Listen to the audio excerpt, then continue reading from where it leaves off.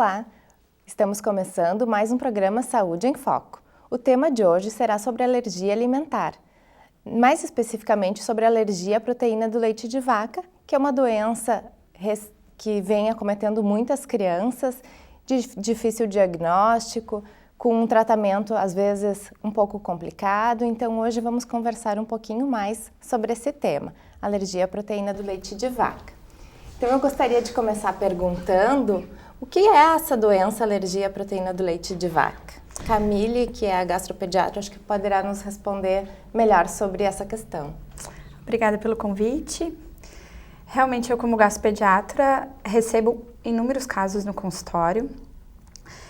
São crianças, na verdade bebês, né, na maioria dos casos, que talvez no nascimento não apresentem ainda sintomas, vão começar a apresentar com 15 dias de vida, 1 mês, 2 meses, 3 meses, e são inúmeros sintomas, né?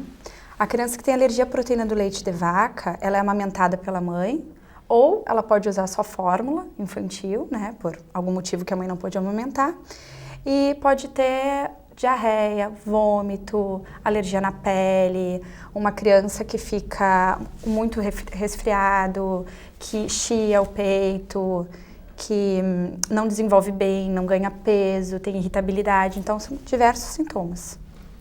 E Camille, deixa eu aproveitar para te perguntar, eu acho que é uma grande dúvida, né, das mães e da população em geral, se é a mesma coisa que a intolerância à lactose, né, que se ouve falar bastante, até tem um confundimento, inclusive, desses sintomas mesmo. Isso. Assim, a intolerância à lactose, a gente vai fazer um diagnóstico bem mais tardio, né? A partir de uns 3 anos, 4, 5 anos, a gente vai poder dizer que aquela criança tem intolerância à lactose. Antes disso, não.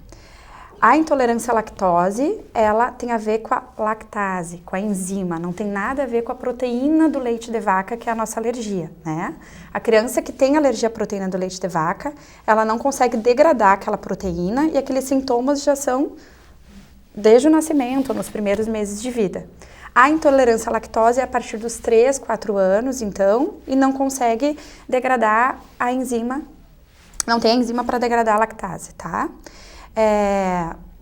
Não influencia, então, no início, na amamentação, o diagnóstico é bem separado e o tratamento que vai nos definir um e outro.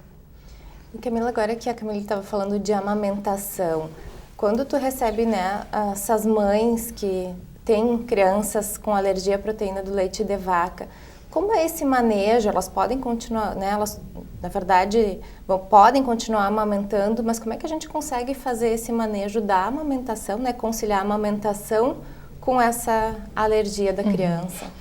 Então, olá também, né? Muito obrigada pelo convite.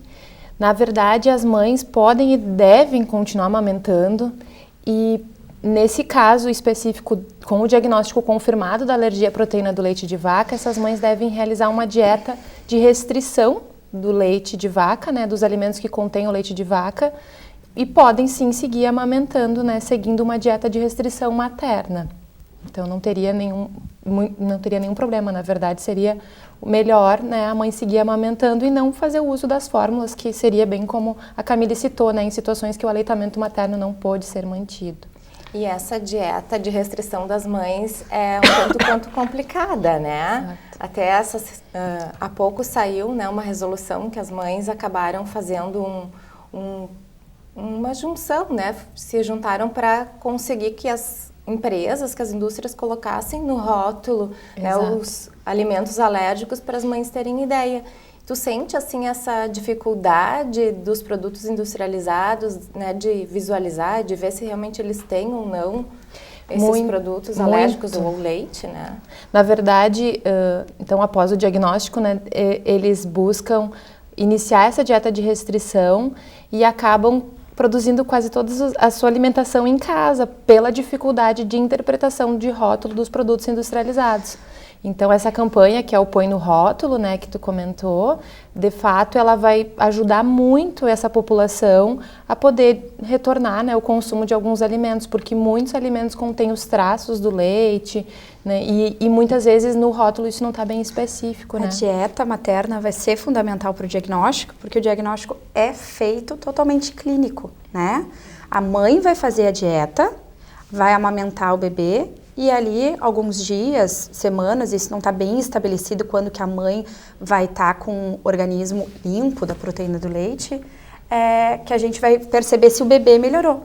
Então, é fundamental a dieta materna. Se a dieta materna ocorrer algum desvio, comprar um produto que não está bem estipulado se tem leite ou não, vai acabar interferindo no nosso diagnóstico, né? Porque a gente não vai conseguir fazer uma dieta bem certinha para ver se o bebê respondeu ou não. E pensando nisso, agora, Cristina, né, que é nossa psicóloga, presente aqui no programa, fico pensando como essas mães, né, vão continuar a sua vida, ter sua rotina e ter toda essa restrição, porque a saúde do filho dela depende ainda mais, né, da postura dela em relação à alimentação. De um cuidado bem específico, né? As famílias que eu acompanhei já, né, nesses casos, nessas situações, elas têm um grande investimento, né? Acho que as profissionais já mencionaram isso, a Camila também, de que tem essa questão de fazer alimentação em casa. Então, é um grande investimento de toda a família. E algumas famílias, inclusive, optam por todos se alimentarem correspondendo àquela dificuldade que o bebê tem, ou que a criança tem, né? Principalmente quando tem 2 ou 3 filhos em casa, e daí um pode ingerir e o outro não, e acaba que toda a família se reorganiza em torno disso. Então, é uma reorganização grande, tem um impacto emocional importante. Para algumas famílias serve como um elemento assim, de mais coesão familiar, né? Mais parceria. Então, o impacto é diferente em cada família, mas que tem um impacto emocional importante, isso tem. E eu fiquei pensando nisso também, vou aproveitar a oportunidade para perguntar para vocês se, por exemplo, nesses casos em que toda a família resolve aderir à alimentação, considerando aquela restrição de uma criança, do ponto de vista do desenvolvimento e nutricional, vocês acham que tudo bem ou que não? Né? Porque eu me concentro nesses aspectos emocionais, mas fico pensando que pode também ter alguma importância nesse sentido, né? Nutricional e do desenvolvimento das outras crianças. Na verdade, hoje em dia a gente está num momento em que existem muitas restrições na alimentação por modismos, assim, fora toda a questão de alergia que a gente tem falado, né? Então, penso que em algumas situações uma restrição maior para uma criança que não tenha o problema, ela pode acabar deixando de receber alguns alimentos que são muito importantes e ricos em nutrientes para a faixa etária, né, em específico, assim, e talvez ela fique, não sei, assim, devendo isso, né, com débito dessa alimentação. Não sei se tu concorda, assim, Camila? Claro. Hoje em dia a gente fala muito em microbiota intestinal, né? Então, assim, uma criança com 2, 3, 4, 5 anos fazer uma dieta sem glúten, porque está na moda, sem a criança ter doença celíaca, sem ter um diagnóstico prévio, não tem fundamento nenhum, né? Mais ou menos por aí. Eu vejo os pais nesse dilema, assim, né? Eu posso oferecer isso para um filho, mas não posso oferecer para outro. Então, muitos acabam optando por... Então, não vamos ter mais em casa esse alimento, né? Mas, enfim, tem um impacto para aquele que... Basicamente, a criança que tem alergia à proteína do leite de vaca, a gente não vai saber uma idade certa que ele vai melhorar. A gente vai fazer um teste. Por exemplo, uma criança que desenvolveu sangramento nas fezes, que eu não falei no início, mas que é um sintoma importante, com 1 ano por aí, né, dependendo do profissional, vai poder testar essa criança com leite. Se tu for parar para pensar, dos 6 meses a 1 ano, essa criança não vai ter restrição alimentar. Ela vai comer tudo que uma criança deveria comer: o arroz, o feijão, a carne, os legumes, as frutas, né? Só que a mãe vem naquela fantasia de ter que dar o iogurte, ter que dar o danoninho, de ter que dar uma marca. Isso aqui é uma coisa mais social, cultural, exatamente, do que a criança precisa, né? Acho que isso é muito importante, realmente, que a Camille colocou, né? Que a criança até 1 ano de vida, ela não precisa do leite de vaca, né? Então, se a gente fosse pensar nutricionalmente, a gente teria que cuidar só daquela mãe que está amamentando, de fazer a dieta de restrição. Não é um mas sofrimento para a criança. A criança não sabe que existe chocolate, né? Camille, eu gostaria de te perguntar, a criança, ela vai ter, essa criança que tem alergia à proteína do leite de vaca, ela vai ter essa alergia por um período e depois não vai ter mais? Ou durante o desenvolvimento, adolescência e vida adulta, ela continua desenvolvendo essa alergia? a maioria dos casos a criança vai resolver com 1 ano, 2 anos, 30%, 20% dos casos vai ir a mais de 3 anos, né? Existem crianças com 10, 11, 12 anos, que são aqueles casos mais raros, aquelas crianças que fazem até anafilaxia por alergia, né? Que daí vai ser um desencadeamento muito devagar, né? E aí a gente vai ter que controlar com exames, aí sim a gente coleta exame sérico para ter noção de quando ela pode sofrer esse teste, né? Para o diagnóstico inicial, é um diagnóstico clínico. A gente tira a proteína do leite, ela melhora, né? Até porque às vezes a gente pode coletar alguma coisa de sangue e ele vir negativo, mas a criança se beneficia do tratamento, entendeu? Porque melhora os sintomas.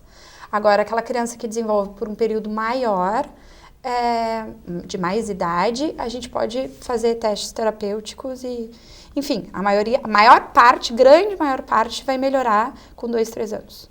E Camille, outra questão acho que surge também é que essas mães, né, os familiares todos pensam que a criança daí vai ter a restrição só à proteína do leite de vaca, mas tem alguns outros alimentos que também acabam trazendo alergia, né?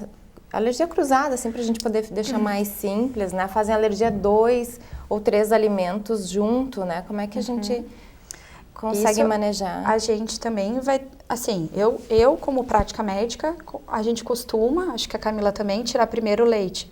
Não sei se tu tira mais alguma coisa junto. 30% das crianças pode ter a soja também, né? Então, dependendo da faixa etária, por exemplo, assim, a mãe está fazendo a dieta restritiva, está amamentando até os 6 meses, com 6 meses começou a trabalhar. Que leite essa criança vai tomar, né? Até então era a mãe que beneficiava o leite. Ela pode usar o leite de soja a partir de 6 meses ou fórmulas especiais que a gente tem no mercado.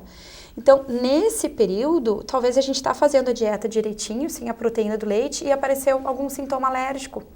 Teve reação porque a mãe comeu a soja, ou comeu amendoim, comeu camarão. Aí, só comendo pra gente, né, fazer a diferença. E Camila, como é que tu vê assim, né, no consultório, né, que eu penso que tu atenda mais em consultório mesmo, como é que tu vê essa questão, né, dos leites? As mães ficam testando diversos, elas conseguem ter uma clareza, ou tu estabelece uma ordem de sequenciamento da introdução desses alimentos? Como é que na verdade, como a gente já comentou, o primeiro ano de vida, de fato, a criança, mesmo não alérgica, não receberia, né, o leite de vaca. Então, na ausência e na impossibilidade de seguir o aleitamento materno, a gente teria as possibilidades de fórmulas no mercado. Na verdade, testaria uma por vez, né, para observar, assim, e não... Mas são fórmulas específicas, são fórmulas que não têm o leite de vaca. Exato, são fórmulas parcialmente hidrolisadas, né, hidrolisadas ou fórmulas de aminoácido, então, que teriam essa proteína não íntegra, que é o que, de fato, provoca esse processo alérgico no bebê. Então, normalmente, a soja seria uma opção a partir do 2º semestre, mas não para todos os bebês, o que a gente... Que uma porcentagem não vai responder a soja também. Exato. Isso é um protocolo estabelecido mundialmente, né, que a gente segue, né, qual o leite que a gente vai oferecer para aquela criança. Por exemplo, chegou essa criança, esse mesmo bebê que teve sangramento nas fezes, uma alergia importante, criança sangrou bastante, enfim, a gente não vai começar do menos para o mais, a gente vai começar do mais para o menos, acredito, né? Que dela a gente vai recuperar esse intestino e se a gente tiver necessidade de passar de um leite, o melhor que existe, que é o aminoácido para o hidrolisado, ok, se adaptou. Agora a gente não vai poder perder tempo. Agora se tem uma criança que tem cólica, diarreia, não está ganhando um peso muito bem, a gente consegue iniciar do hidrolisado, né? Então, isso são etapas que está determinado já, né? Tudo vai depender dos sintomas Tudo que a vai criança... depender dos sintomas, da evolução. É uma coisa muito clínica, né? Não é uma assim, vou no laboratório fazer um exame, é isso e ponto final. Não, vai depender da evolução de cada um. Camila, uma dúvida. Tu está falando em fórmulas infantis, né? Então, pensando naquela mãe que está amamentando seu filho com 3 meses aproximadamente, ela está usando essas fórmulas hidrolisadas, né? Ou se ela não está amamentando e estiver usando as fórmulas, no caso, para a criança. Tu tem alguma experiência do uso dessa fórmula numa receita culinária, no caso? Daria para usar essa fórmula hidrolisada numa preparação? Num bolo, sei lá? Na verdade, a criança usaria essa fórmula, né, a via de mamadeira, no caso, até o 6º mês. A partir daí, tu diria de fazer alimentos com essa formulação? Substituindo o leite de vaca, no caso, usar essa formulação como um substituto. Hoje a gente até tem no mercado, foi lançado recentemente, um produto que é à base de aminoácido, no caso, para um paciente com alergia, né, num momento de sintoma mais evidente, assim, que a gente poderia usar em preparações como, por exemplo, um mingau, ou algo do tipo, assim. Já existem formulações adequadas para esse fim, né, e para preparações, de fato, assim, bolos, enfim, entra nessa mesma questão, que nesse primeiro ano de vida, são alimentos que a gente não costuma indicar muito, assim, né, então não teria muito essa desvantagem para a criança, porque mesmo não sendo alérgico, não é alimento que a gente habitualmente indica para o consumo nessa faixa etária. Sim, mas a minha dúvida é assim, a mãe poderia preparar para ela, no caso? Poderia. Não digo a mesma fórmula que a criança vai estar consumindo, mas normalmente a gente vai usar alguns substitutos, assim, que ela poderia usar na alimentação em geral. Porque as fórmulas, essas hidrolisadas ou de aminoácidos, elas não têm uma palatabilidade muito gostosa. Não é recomendação para a mãe. Para a mãe, criança. é para a criança. A mãe Exato. vai ser suplementada com cálcio. Aí sim. Isso, Se ficar muito tempo na dieta restrita com leite, ela ganha suplementação de cálcio, né? Interessante. Não vai tomar essas fórmulas, porque o neném aceita porque não tem o paladar formado, né? Como eu disse antes, ele não sabe que... A minha dúvida era se alguma preparação ficaria saborosa se substituísse em algum momento, porque tipo, tu teria a fórmula em casa, né? Vamos usar em alguma outra preparação. A gente tem bastante variedade de produtos, de receitas, preparações, que as mães vêm muito no consultório da nutricionista, né, em busca de variedade na sua alimentação, dentro das possibilidades que ela pode, né, no caso, com os alimentos que estão restritos, então a gente faz trocas, então hoje em dia a gente orienta substitutos mesmo, então usar um leite de coco, né, que apesar de dizer leite no nome, né, não tem nada da proteína do leite de vaca, então tem várias preparações bem interessantes, assim, que dá para se usar. A gente tem hoje, né, no mercado o leite de arroz, né, que já está bem mais Exato, popularizado, as né? bebidas vegetais, Exato, na verdade, que seria a correta nomenclatura, né, e as mães, é interessante falar, até pelos aspectos que tu estava comentando, elas se unem muito nesse sentido, então elas fazem muitas trocas, grupos hoje em dia em rede social, trocando receitas, enfim, então nesse aspecto é bem interessante esse envolvimento emocional das famílias, né, que tem o mesmo problema, então é bem interessante assim. E aí vai manejando e a suplementação, em alguns casos, de fato, é necessária mesmo. E talvez eu acho até importante, né, essas fórmulas, elas não são de custo muito acessível. Para algumas famílias fica mais difícil mesmo o acesso, né, mas as prefeituras normalmente elas têm, né, programas de fórmulas especiais, então as crianças acabam, né, ganhando do Estado essas formulações, né, para famílias que não tenham a renda para fazer a aquisição dessas fórmulas, porque realmente elas não são aquelas fórmulas tradicionais que a gente vê no supermercado ou nas farmácias, são, né, encontradas nas farmácias, mas o custo é elevado também, né. Uma coisa que eu acho importante falar, voltando para a psicoterapia, é que o diagnóstico da alergia e da intolerância à lactose, a alergia ela é dose dependente, né? Se a mãe comeu um quadradinho da barra ou se ela comeu a barra inteira, para o nenê vai ser a mesma coisa. A intolerância à lactose, a criança pode tomar um copo de leite e não tem nada. Mas se ela tomar 2 litros de leite, ela vai ter sintomas, né? Então, o que me faz o link da terapia? Que aquela criança, aquele bebê que tem alergia, que convive no ambiente familiar, todo mundo tem que entender que ele tem alergia. Não adianta ele passar a tarde na casa da avó e a avó oferecer uma coisinha, porque pobrezinho ele não pode tomar o leite, né? Ou ele com 1 ano, 2 anos, tá na creche, né? A equipe da creche tem que saber. Tem crianças tão alérgicas que um mano tomou o leite, beijou o mano menor e a criança fez reação alérgica, né? Entendeu? Então, como ela é dose dependente, se a gente tiver um contato, mesmo que seja pequeno, vai levar mais tempo para aquela criança se curar. Só uma observação com relação a isso, porque eu acompanho muitas famílias com bebês, né? E as mães, elas relatam a dificuldade que elas têm no cotidiano familiar quando elas optam por uma alimentação que elas consideram que seja ideal para o filho, por exemplo, sem açúcar, né? Até 2 anos de idade, só com frutas ou só com alimentos que não sejam processados, né? Essas recomendações que são recomendações da Organização Mundial da Saúde, mas elas acham desafiador que a família inteira colabore Exatamente. com essa escolha que elas fizeram. Agora, imagina numa situação como essa, que não é uma escolha, é uma necessidade, né? E que tem um impacto grande na saúde da criança. Então, realmente é difícil, assim. E os grupos que a Camila mencionou são muito importantes, né? Grupos de apoio muito importantes, tanto para aquelas mães que querem amamentar prolongadamente e que não encontram apoio em outros segmentos da sociedade, né? Mas em grupo de mulheres que estão na mesma condição, isso acontece. Um apoio mútuo, né? Importante. Eu vi que a Angeline gostaria de fazer uma colocação. Eu gostaria de saber, assim, essa mãe que já não tem um pouco mais de conhecimento, né? Digamos, um contato maior com profissionais. Como é que esses pais e mães, né, estarão identificando esses sintomas na sua casa? A avó falou tal coisa. Todos dando pitacos sobre as alergias que está acontecendo com esse bebê e essa mãe não consegue identificar, né?